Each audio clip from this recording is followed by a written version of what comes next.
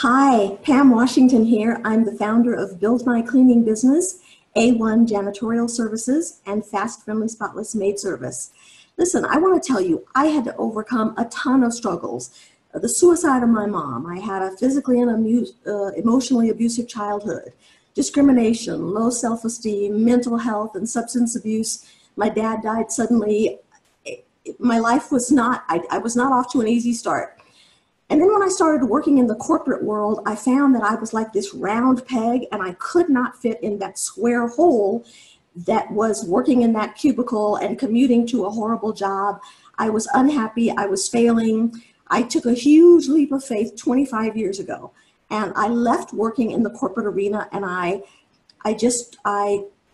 in the hopes of creating a business and a life that I had dreamed of, but I never really believed that it was possible. And along the way, I made a ton of mistakes. But here's what I have done. I've been able to heal myself so that I could earn millions of dollars in my cleaning service businesses and be able to work my own schedule.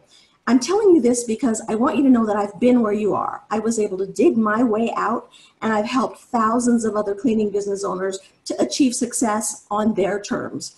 This lifestyle and what I've accomplished has enabled me to travel. I hike, I scuba dive, I love to eat all sorts of different amazing cuisines. I like to experience and explore people and places all over the world.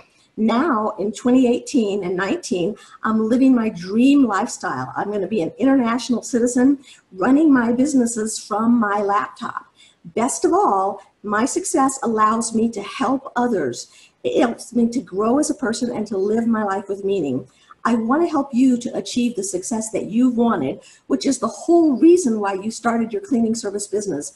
So if my passion speaks to you, if you have a drive to succeed in your business, to live your absolutely best life ever, join my tribe, come along, and let's accomplish amazing things together.